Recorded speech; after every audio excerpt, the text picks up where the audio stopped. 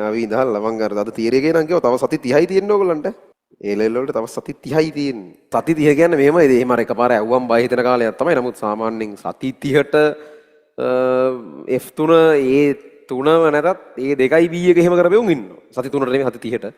සති 30ට මේ සති 3ට නම් අමාරුයි.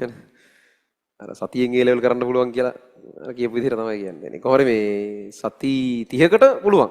F කියන්නේ මේ පුළුවන් කියන්නේ easy. එහෙම නෙවෙයි. මාර අමාරුයි. හැබැයි කරගන්න පුළුවන්. මොක්කු වුණත් විභාගෙට තියෙන අන්තිම මාස හතේ වැඩ කරන්න ඕනේ එක විදිහකට කවුරු වුණත්. රිසල්ට්ස් ආපේ උන්ද නැති උන්ද කියලා එකක් නැහැ. කවුරුණත් උපරිම දෙන්න පුළුවන් දේ දීලා කරන්න බෑ. ඔක හින්දා මට කියන්න ඕන එක තමයි අර සති 30ක් කිව්වම මේකට බය හිතනවා. ඉතින් බය හිතන එක හොඳයි. ඒක පාවිච්චි කරලා හරි කල් ක්‍රියාව හරි ගස්ස ගන්නවා නම් ඉතින් මේ ඒ තියෙන කාලේ ඇතුලෙන් අපි දකිනවා යම් ළමයි ප්‍රමාණයක් ඉන්නවා රිසල්ට්ස් උත් ආවට පස්සෙත් සමහරක් S1යි F2 වගේ රිසල්ට්ස් අරගෙන සමහරක් වෙලාවට මම ඔය කතා කරවලා එහෙමත් තියෙනවා ස්පෙෂල් මීටින්ග්ස් වල මම මේ පාරත් එහෙම ළමයි හම්බුනොත් මම කතා කරවන්න ඒ රිසල්ට්ස් ආවට පස්සේ ගන්න ස්පෙෂල් මීටින් එකේ සාමාන්‍යයෙන් එහෙම ළමයෙක් දෙන්නෙක් මම කතා කරවනවත් එක්ක ඔය ගිය පාරද ඊට කලින් පාරද මතක නැහැ කෑගල්ලි ළමයෙක් ඔෂාන් කියලා කතා කරේ F2යි S1යි ෆස්ට් එක ඊළඟ එක A2යි B1යි ජපුර හරි මොරටු නෙවෙයි මතන ජපුරද කොහෙද ඉංජිනේරිං සිලෙක්ට් වුණා. ඉතින් අර එහෙම තියෙනවා. ඉතින් එහෙම වෙනස් කරන උන් ඉන්නවා. ඒත් අර කිසිම මීටර් නෙ එහෙම නෙවෙයි ඕ ලෙවල් උත් ඒ 6ක් 17ක්ද තියෙන. එහෙම අර මාරම ලෙවල් එකේ එහෙම කරපෙවුන් නෙවෙයි. අතෑරලා දාලා මෙලෝදයක් කරගන්න නැහැ කියලා ඔහේ දාලා ඉන්නේ උන්. අර ඒ වෙනස් වීම තමයි යෝන්නේ. ඒ කියන්නේ වාගේ මහා ලොකු රිසල්ට්ස් වල වෙනසක් ඕන නම් වාගේ ජීවිතෙත් මහා ලොකු වෙනසක් වෙන්න ඕනේ වැඩ කරන විදිහේ. සියලු පව් අතෑරලා වෙනම සම්පූර්ණයෙන් ආයි ජීවිතයක් නැහැ. ඒ ලෙවල් විතරයි වගේ මට්ටමට වෙනස් වෙන්න ලෑස්ති නම් ඉතින් ඒ කමිට්මන්ට් එක දෙන්න ගොඩක් කියන්න බෑ. මොකද මම මොකද දවලුත් කිව්වා දැන් මම ඉස්සරහට ස්පෙෂල් මීටින් එකත් මේක වැඩිපුර විස්තර ඇතුව කියන්නම්. ඔයාලගේ වයසත් එක්ක ඔයාලා මාර ඩිස්ට්‍රැක්ටඩ්. ඕගොල්ලන්ගේ ඔළුව තියෙන්නේ වෙන ලෝකවල. එහෙම යන්න ඉඩ වැඩිම වයසක් මේක. ඒ වයසටම තමයි ඒ ලෙවලුත් ඇවිල්ලා තින කරන්න දෙයක් නැහැ ඉතින්. අනිත් උන් වෙන වයසක ඉඳන් ඒ ලෙවල් කරනව නෙවෙයි. හැම එකම ওই වයසෙන් ඉන්නේ. ඉතින් එහෙම තීදිත් යම් ප්‍රමාණයකට පුළුවන් වෙලා තියෙනවනේ තමන්ගේ පොඩි වෙනම ඩිසිප්ලින් එකක් තියාගෙන වෙනම තමන්ගේ වැලියුස් ආරක්ෂා කරගෙන මේක කරන්න පුළුවන් වෙනවා. තව ප්‍රමාණයකට ෆුල් ඩිස්ට්‍රැක්ටඩ් අරකයි මේකයි යම් දේවල් ටිකක් ලොකු කරගෙන ඒක ඇතුලේ ඇත්තටම ලොකු දේ අමතක කරගෙන ලොකු පසුතැවීමක් අන්තිමට ඉතුරු කරගන්නවා. ටික කාලයක් ඇතුලේ ලොකු දේවල් කොහොමත් පොඩි වෙලා පේන්න පටන් ගන්නවා. අර පසුතැවීම එන්න දරුණු වෙන්න පටන් ගන්නවා. ඕකනේ සාමාන්‍යයෙන් යන සයිකල් එක. එහෙම වෙච්ච අයලා කළා ඇති අහලා බලන්න. හරි. එතකොට ඒ ඩිස්ට්‍රැක්ටඩ් ගතිය තමයි ඕගොල්ලන්ව මේකෙන් වළක්වන්නේ. IQ එක නෙමෙයි. ඔයාලගේ හැකියාව නෙමෙයි. එක එකාට තේරෙන මට්ටම් වෙනස් ඇති. එහෙම එකක් තියෙනවා. හැබැයි ඕන එකෙක්ගේ IQ එක මේකේ A level වල A3ක් දාන්න, A2යි B1ක් දාන්න, මෙඩිසින් ඉංජිනේරින් යන්න ඇති ඇත්තටම. හරි. මම කියන්නේ A2යි B1ක් දාගන්න නම් O level ඉවර වෙලා A level වලට එන ඕන එකකුයි IQ level එක ඇති.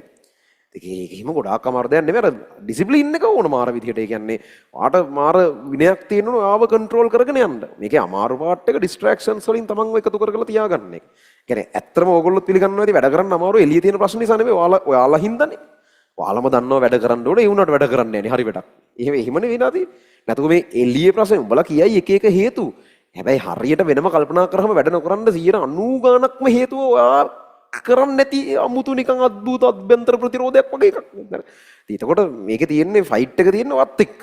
ඕක විසඳගෙන කොහොම හරි මේ වැඩේ වැලියු එක තේරුම් අරගෙන අර පලිබෝධ ටික අයින් කරලා මාස 6කට අවුරුදු 60 70ක ජීවිතයක මාස 6ක් කියන්නේ නොගිනිය හැකි තරම් කුඩා එකක් නේ. ඒ කෑල්ල බැරිද 100% දෙන්න? ඊටු සියලු පලිබෝධ අයින් කළා දාලා බැරි නෑ නේ ඕගොල්ලෝ කරන්න නැති ප්‍රශ්නේ එතන තියෙන්නේ. ඒ හින්දා මේ ඒව කල්පනා කරලා එහෙම වෙනස් කරොත් මම වැඩිපුර කොහොමද කින්ද මම ඒ ටික ස්පෙෂල් මීටින් එකේ කියන්නම්. අර මේ දැන් කියන්නේ ඉතින් සතියක් වුණත් තීරණාත්මකයි. ඒකයි ඉතින් සති 30ක් තියෙද්දි සතියක් කියන්නේ 30න් එකක්. ඊළඟ සතියෙදි 29න් එකක්. හරි. එන්නේ ඉතින් යට තියෙන එක පොඩි වෙනවා. හරි. එතකොට මේ මේ වැඩේ බරපතල වෙනවා. එන්නේ ඉතින් 30න් එකක් කියන්නේ ඒ ලෙවල් වල ලොකු පාට් එකක් ඒක. මේ වෙනකන් ඕගොල්ලෝ සමහරක් වෙලට දවස් පිටින් නාස්ති කරාට ඒකේ ඒ ලෙවල් වලට පස්සේ කවර් කරගන්න තියෙන ඉඩ තියෙනවා. දැන් සති 30ක් තියාගෙන නාස්ති කරන දවසක් ආයෙ කවර් කරන්න බෑ ඉතින් ඈ. ඒතර තමන් නාස්ති කරන විනාඩි 5ක් ගානේ ඔළුව ඇතුලේ හින ගින්නක් යන්න ඕන. මේ විනාඩි 5 ආයෙ අල්ලන්න වෙන්නේ නැහැ. ඒතර මේ විනාඩි 5 ඇතුලේ ඔයාගේ A level result එක අඩු වෙනවා. ඒතර A level result එකේ drop වීම ඔයාගේ අනාගතේ මාර ඛේදවාචක නිර්මාණය කරන්න පුළුවන්. ඒතර නාස්ති කරන හැම වෙලාවකම එහෙම හිත නාස්ති කරන්න. ඒ හිතත් නාස්ති කරනවා කියලා කියන්නේ ඛේදවාචක ඕකේ ඛේදවාචක වලට අවුලක් නැහැ. මම නාස්ති කරනවා වගේ ගේම ඉල්ලක් නේද? කමන්නේ නැහැ. ඉතින් ඔයා ඒ කියන්නේ ඒක දැනගෙන කෙලව ගන්න අඩු ගානේ. ඒ කියන්නේ විනාඩි 5ක් ගන්න දැන් ඔය නාස්ති කරද්දී ඔක හිතෙනවනේ. ඒ කියන්නේ කාලකන්ණි වෙනකොට ඔක හිතෙනවනේ. ෆෝන් එක ඔබ බිද්දි හිතෙනවනේ දැන් මම පාඩම් කරන්න ගත්තේ ඒත් මම මේ ෆෝන් එක ඔබ බින්නවා කියලා තමන් ගැන එන කලකිරීමක් එක්ක ෆෝන් එක ඔබනවා. ඕකනේ වෙන්නේ. ඒ කියන්නේ ඊටු ටිකක් බලේ. ඒක වෙනස් වෙන්නේ නැහැ. පසුතැවීමකින් ෆෝන් එක ඔබ ඉන්නවා. ඕකනේ කරන්නේ. ස්ටේටස් බලන්න ගත්තේ බලලා එනවා බලන්නේ. ඉතින් මෝඩ හරක දැන් පාඩම් කරන්න ඉද උදේ ඉඳන් හිතාගත්තේ වුනේ කී බලනවා. ඉතින් ඒක තමයි යන්නේ. ඒක තමයි හැටි. ඉතින් ඒවා සෝෂල් මීඩියා ඩිසයින් වෙලා තියෙනෙත් එහෙම තමයි. ඉතින් ඒවා යාළගේ බිස්නස්. ඉතින් යාළා උත්සාහ කරනවා යාළගේ බිස්නස් එක උපරිම ලෙවල් එකට හදන්න. ඒක ඇතුලේ යාළගේ බිස්නස් එක සාර්ථක වෙන්නේ මිනිස්සු ඒක ඇතුලේ නදවා තියාගත්තොත් තමයි. ඒකට කරන්න පුළුවන් උපරිම දන්න සෙල්ලම් ඔක්කොම බිලියන ගණන් වියදම් කරලා උන් කරනවා. ඉතින් අපිට බෑ ඒවත් එක්ක හැප්පෙන්න. අපි බොහොම පොඩි මිනිස්සු ඒගොල්ලෝ හදලා තියෙන ඇල්ගොරිතම් ඇතුලේ. අපි බුද්ධිමත් වෙන්න ඕනේ. ඒවට ඒ විනාඩි 5 කියන්නේ උගුලක් කියලා තේරුම් ගන්න. ඕකට විනාඩි 5න් ගිහිල්ලා ආපෙව් නෑ. හරිද? විනාඩි 5න් ගියපෙව් විනාඩි 50න් 60න් පැය ගණන් වලින් එන්නේ. ඒක තමයි යාළගේ මෙව එක. ඒකට යාළගේ බිස්නස් එක හදාගන්න යාළගේ වෘත්තිය සාර්ථක කරගන්න ඒගොල්ලෝ මහන්සි වෙනවා. ඒ ඔයාලට ඕනේ ඔයාලගේ වෘත්තිය සාර්ථක කරගන්න. ඕගොල්ලන්ට ඒකට අහු වෙන්නේ නැතුව ඉන්න පුළුවන් වෙන්න ඕනේ. එහෙම එකක් පොඩ්ඩක් තියෙනවා. හරිද? ඒතර ඒවා කල්පනා කරලා කරන්න මම තව වැඩිපුර ওই රිසල්ට්ස් ආවට පස්සේ ගන්න ස්පෙෂල් මීටින් එකේ වැඩිපුර ඒවා ගැන කතා කරන්න. හරි. ඒක අද ඊයක වෙන දෙයක් නෙවෙයි රිසල්ට්ස් එන එක. තව කොහොම හරි ඉදිරි දවස් 10ක් ඇතුළත වගේ නම් රිසල්ට්ස් එයි.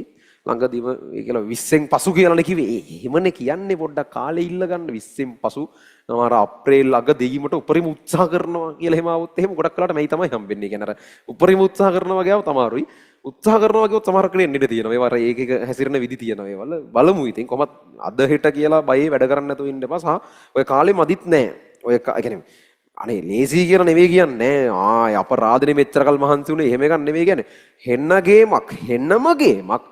හැබැයි ඔයාට ඕන නම් කරත හැකි.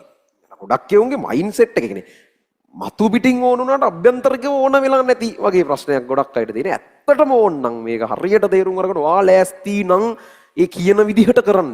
ඔයා ලෑස්ති නම් ෆෝන් එකේ වෙන කිසිම දෙයක් එක විනාඩියක්වත් දවස පුරා නොකර මාස 6ක් ගත කරන්න. ඔයා ලෑස්ති නම් දැනට වාගේ කාලේ නාස්ති වෙන සියලු හේතු මාස 6කට ඒවට බ්‍රේක් එකක් දෙන්න පුළුවන්. ඒක කියන්න පුළුවන් කරන්න බෑ. ෆෝන් එකක් අතාරින්න මොන අමාරුවක්ද තියෙන්නේ? තමන්ගේ කාලනාස්ති වෙන්න දැනට තියෙන හේතු ටික බලන්නකෝ. නිකන් මතක් කරන්න ප්‍රධාන හේතු 3ක් මතක් කරන්න. ඒව නතර කරන්න ලේසියක්ද? ඒකට මාර කමිට්මන්ට් එකක් එන ගටක් ඕනේ ඒකට. ඒක දින එකයි වැඩේ තියෙන්නේ. හරි.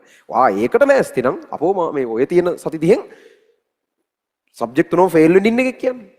ඒ තුනම නැතත්. හරිද? ඒ දෙකයි B එකක්වත් අඩුම ගානේ යන්න නම් පුළුවන්. හරිද? ඒක ඕගොල්ලන්ගේ අතේ තමයි කතන්දරේ තියෙන්නේ. ඔයාලා තීරණය කරන්න. ඒ කියන්නේ නිකන් වෙන්නේ නැහැ. ඔයාගේ ජීවිතේ කන පිට හැරෙනවා නම් ඔයාගේ යන්න තියෙන රිසල්ට් එක කන පිට හැරෙයි. එහෙමයි වෙන්නේ.